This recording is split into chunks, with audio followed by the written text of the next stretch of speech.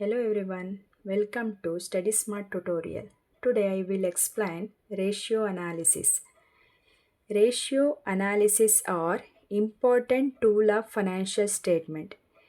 It is always expressed as fractions, proportionate, percentage and number of times. ನಾವು ratio ಅನಾಲಿಸಿಸಲ್ಲಿ gross profit ratios, net profit ratio, operating ratio ಈ ರೀತಿ ratios ಕೊಟ್ಟಿದ್ದಾಗ ನಾವು ಪರ್ಸೆಂಟೇಜಲ್ಲಿ ನಾವು find out ಮಾಡ್ತಾ ಹೋಗಬೇಕು. ಅದೇ ಟರ್ನ್ ಓವರ್ ರೇಷಿಯೋಸ್ ಎಲ್ಲ ಕೊಟ್ಟಿದ್ದಾಗ ನಾವು ಇದನ್ನು ಟೈಮ್ಸಲ್ಲಿ ರೆಪ್ರೆಸೆಂಟ್ ಮಾಡ್ತಾ ಹೋಗ್ತೇವೆ.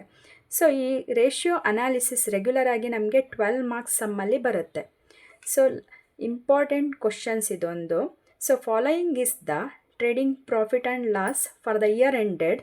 ಆ್ಯಂಡ್ ಇಲ್ಲಿ ನಮಗೆ ಟ್ರೇಡಿಂಗ್ ಆ್ಯಂಡ್ ಪ್ರಾಫಿಟ್ ಆ್ಯಂಡಲ್ಲಿ ಬರೋಂಥ ಎಕ್ಸ್ಪೆನ್ಸಸ್ ಮತ್ತು ಇನ್ಕಮ್ಸ್ನ ಕೊಟ್ಟಿದ್ದಾರೆ. ಆ್ಯಂಡ್ ದೆನ್ ಬ್ಯಾಲೆನ್ಸ್ ಶೀಟ್ ಇದೆ. ಆ್ಯಂಡ್ ದೆನ್ ಇಲ್ಲಿ ಕ್ಯಾಲ್ಕುಲೇಷನ್ ಮಾಡೋಕ್ಕೆ ಕೊಟ್ಟಿರೋದು ಯಾವುದು ಅಂದರೆ gross profit, net profit, operating, stock turnover ratio, trade receivable. Trade receivable is also called as an debtor turnover ratio and trade payable creditor turnover ratios ಅಂತಲೂ ಕೂಡ consider ಮಾಡ್ತೇವೆ ಇಲ್ಲಿ. So ಇದನ್ನು ನಾವು ಈಚ್ ರೇಷಿಯೋಸ್ ಕ್ಯಾಲ್ಕುಲೇಷನ್ ಮಾಡೋದಕ್ಕೆ 2 marks ಇರುತ್ತೆ. Regular questions 12 ಮಾರ್ಕ್ಸ್ಗೆ. ಇಲ್ಲಿ ಫಸ್ಟು ಗ್ರಾಸ್ ಪ್ರಾಫಿಟ್ ರೇಷಿಯೋಸ್ನ ಫೈಂಡ್ ಔಟ್ ಮಾಡೋಕ್ಕೆ ಕೊಟ್ಟಿದ್ದಾರೆ. ಗ್ರಾಸ್ ಪ್ರಾಫಿಟ್ ರೇಷಿಯೋಸ್ನ ಫೈಂಡ್ ಔಟ್ ಮಾಡೋದಕ್ಕೆ ನಾವು ಇಲ್ಲಿ ಯೂಸ್ ಮಾಡೋಂಥದ್ದು gross profit by sales into 100.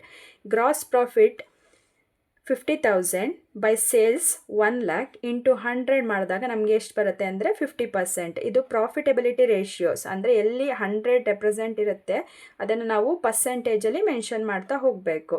And then next ratios net profit find out ಮಾಡೋಕ್ಕೆ ಕೊಟ್ಟಿದ್ದಾರೆ. ನೆಟ್ ಪ್ರಾಫಿಟ್ ಅಂದಾಗ net profit by sales into 100. Net profit and loss ಅಕೌಂಟಲ್ಲಿ ಇರುತ್ತೆ. ಸೇಲ್ಸ್ ಟ್ರೇಡಿಂಗ್ ಅಕೌಂಟು ಇಂಟು 100 ಮಾಡಿ. ಸೊ ಎಷ್ಟು ಬರುತ್ತೆ? 20% ಬರುತ್ತೆ. ಇದು ಕೂಡ ಪ್ರಾಫಿಟಬಿಲಿಟಿ ರೇಷಿಯೋ. ಇದನ್ನು ಕೂಡ ನಾವು ಪರ್ಸೆಂಟೇಜಲ್ಲಿ ರೆಪ್ರೆಸೆಂಟ್ ಮಾಡಬೇಕು. Next operating ratio. ಆಪರೇಟಿಂಗ್ ರೇಷಿಯೋಗೆ ಈಕ್ವೇಷನ್ ಬಂದು operating cost by sales into 100. ನಮಗೆ ಸಮ್ಮಲ್ಲಿ ಆಪರೇಟಿಂಗ್ ಕಾಸ್ಟು ರೇರು ಡೈರೆಕ್ಟ್ ಕೊಡೋದಿಲ್ಲ. ಸೊ ಪ್ರಾಫಿಟ್ ಎಲ್ಲಿ ನಮಗೆ ಕಾಂಪೋಸಿಟ್ ಫಾರ್ಮೇಟಲ್ಲಿ ಕೊಟ್ಟಿರ್ತಾರೆ, ಅಂದರೆ both trading and balance sheet ಇದ್ದಾಗ ಆಪರೇಟಿಂಗ್ ಕಾಸ್ಟು ಡೈರೆಕ್ಟ್ ಇರೋದಿಲ್ಲ. Here we only find out the operating cost. ಹೇಗೆ ಫೈಂಡ್ ಔಟ್ ಮಾಡಬೇಕು ಅಂದರೆ operating expenses plus cost of goods sold. ಸಮ್ಮಲ್ಲಿ ಕಾಸ್ಟ್ ಆಫ್ ಗೂಡ್ಸ್ ಸೋಲ್ಡು ಕೂಡ ಕೊಟ್ಟಿರಲ್ಲ. ಹೇಗೆ ಫೈಂಡ್ ಔಟ್ ಮಾಡ್ತೀವಿ ಅಂದರೆ ಕಾಸ್ಟ್ ಆಫ್ ಗೂಡ್ಸ್ ಸೋಲ್ಡ್ನ ನಾವು sales minus GP. Sales 1 lakh ಇದೆ, GP 50,000 ಮೈನಸ್ ಮಾಡಿ 50,000 ಬರುತ್ತೆ. ಇನ್ನು ಆಪರೇಟಿಂಗ್ ಎಕ್ಸ್ಪೆನ್ಸಸ್ ಅಂತ ಹೇಳಿದ್ರೆ ನಾವು ಪ್ರಾಫಿಟ್ ಆ್ಯಂಡ್ ಲಾಸ್ ಅಕೌಂಟಲ್ಲಿ ನೋಡಬೇಕು. ಅಡ್ಮಿನಿಸ್ಟ್ರೇಟಿವ್ ಆ್ಯಂಡ್ ಸೆಲ್ಲಿಂಗ್ ಎಕ್ಸ್ಪೆನ್ಸಸ್ನ ಆ್ಯಡ್ ಮಾಡ್ಕೊಳ್ಳಿ 27. ಸೊ ಈಗ ನಮಗೆ ಬೇಕಾಗಿರೋದು ಆಪರೇಟಿಂಗ್ ಕಾಸ್ಟ್. ಆಪರೇಟಿಂಗ್ ಕಾಸ್ಟ್ ಅಂದಾಗ operating expenses plus cost of goods sold ಇದೆರಡು ಆ್ಯಡ್ ಮಾಡಿದ್ರೆ ನಮಗೆ ಆಪರೇಟಿಂಗ್ ಕಾಸ್ಟ್ ಬರುತ್ತೆ. ಇದಕ್ಕೆ ನಾವು ಸೇಲ್ಸ್ನ ಡಿವೈಡ್ ಮಾಡಿ ಇಂಟು 100 ಮಾಡಬೇಕು. Gross profit, net profit, operating ratio ಈ ಮೂರೂ ಕೂಡ ಪ್ರಾಫಿಟಬಿಲಿಟಿ ರೇಷಿಯೋ ಆಗಿರೋದ್ರಿಂದ ನಾವು ಪರ್ಸೆಂಟೇಜಲ್ಲಿ ರೆಪ್ರೆಸೆಂಟ್ ಮಾಡಬೇಕು. Next stock turnover ratio. Stock turnover ರೇಷಿಯೋಸ್ನ ಹೇಗೆ ಫೈಂಡ್ ಔಟ್ ಮಾಡಬೇಕು ಅಂತ ಹೇಳಿದ್ರೆ cost of goods sold by average stock. Cost of goods sold ನಾವು ಆಲ್ರೆಡಿ ಫೈಂಡ್ ಔಟ್ ಮಾಡಿದ್ದೇವೆ, ಸೇಲ್ಸ್ ಮೈನಸ್ GP. ಸೊ ಇಲ್ಲಿ ಆವ್ರೇಜ್ ಸ್ಟಾಕ್ ಫೈಂಡ್ ಔಟ್ ಮಾಡಬೇಕು. Average stock ಹೇಗೆ ಫೈಂಡ್ ಔಟ್ ಮಾಡ್ತೀವಿ ಅಂದರೆ opening stock plus closing stock divided by 2 ಮಾಡಿಕೊಡ್ಬೇಕು. So ಇದನ್ನು simplify ಮಾಡಿದ್ರೆ ನಮಗೇನು ಬರುತ್ತೆ? 4 ಟೈಮ್ಸ್ ಬರುತ್ತೆ ಆನ್ಸರು. ಈ ಟರ್ನ್ ಓವರ್ ರೇಷಿಯೋಸ್ನೆಲ್ಲನೂ ಕೂಡ ನಾವು ಟೈಮ್ಸಲ್ಲಿ ರೆಪ್ರೆಸೆಂಟ್ ಮಾಡಬೇಕು. Next trade receivable turnover ratio ಕೊಟ್ಟಿದ್ದಾರೆ. Trade receivable turnover ratio ಅಂತ ಹೇಳಿದ್ರೆ ನಮಗೆ debtor turnover is always treated as an trade receivable turnover ratio. ಈ ಟ್ರೇಡ್ ರಿಸೀವೇಬಲ್ ಟರ್ನ್ ಓವರ್ ರೇಷಿಯೋಗೆ equations credit sales by average debtor. Okay, so ಸಮ್ಮಲ್ಲಿ cash sales ಕೊಟ್ಟಿದ್ದಾರೆ. So cash ಸೇಲ್ಸ್ನ ಈಗ ನಾವಿಲ್ಲಿ ಕ್ರೆಡಿಟ್ ಸೇಲ್ಸ್ ಅಂತ assume ಮಾಡಬೇಕು. So credit sales direct ಕೊಟ್ಟಿದ್ದಾರೆ, ಬಟ್ ಆವ್ರೇಜ್ ಡೆಟಾರನ್ನ ನಾವಿಲ್ಲಿ ಫೈಂಡ್ ಔಟ್ ಮಾಡಬೇಕಾದ್ರೆ ಡೆಟಾರ್ ಪ್ಲಸ್ BR ಮಾಡಬೇಕು. ಸಮ್ಮಲ್ಲಿ ಡೆಟಾರ್ ಮತ್ತು ಬಿ ಆರ್ ಕೊಟ್ಟಿದ್ದಾರೆ. ಸೊ ಇದೆರಡನ್ನು ಕೂಡ ಪ್ಲಸ್ ಮಾಡ್ಕೋಬೇಕು. ಆ್ಯಾವ್ರೇಜ್ ಡೆಟಾರ್ನ ಫೈಂಡ್ ಔಟ್ ಮಾಡಬೇಕಾದ್ರೆ 2 ವೇಸ್ ಇದೆ. ಸೊ ಆ್ಯಾವ್ರೇಜ್ ಡೆಟಾರ್ ಮಾಡಬೇಕಾದ್ರೆ ಓಪನಿಂಗ್ ಡೆಟಾರು ಕ್ಲೋಸಿಂಗ್ ಡೆಟಾರು ಎರಡೂ ಒಟ್ಟಿಗೆ ಕೊಟ್ಟಿದ್ದಲ್ಲಿ ನೀವು ಆ್ಯಾವ್ರೇಜ್ ಸ್ಟಾಕ್ ಫೈಂಡ್ ಔಟ್ ಮಾಡೋದ್ರಲ್ಲ ಹಾಗೆ ಡಿವೈಡ್ ಮಾಡ್ಕೊಳ್ಬೇಕು ಡಿವೈಡೆಡ್ ಬೈ 2 ಇಂದ. ಬಟ್ ಇಲ್ಲಿ ನಮಗೆ ಓನ್ಲಿ 1 ಡೆಟಾರ್ ಮತ್ತು ಬಿ ಆರ್ ಇದೆ. ಜಸ್ಟ್ ಪ್ಲಸ್ ಮಾಡಿ ಡಿವೈಡ್ ಮಾಡಿ ಬರೋವಂಥ ಆನ್ಸರು ಟೈಮ್ಸಲ್ಲಿ ರೆಪ್ರೆಸೆಂಟ್ ಮಾಡಬೇಕು, ಯಾಕಂದರೆ ಇದೊಂದು ಟರ್ನ್ ಓವರ್ ರೇಷಿಯೋಸ್ ಆಗಿರುತ್ತೆ. Next trade payable turnover ರೇಷಿಯೋಸ್ನ ಫೈಂಡ್ ಔಟ್ ಮಾಡಬೇಕು. Trade payable is always treated as an creditor turnover ratio.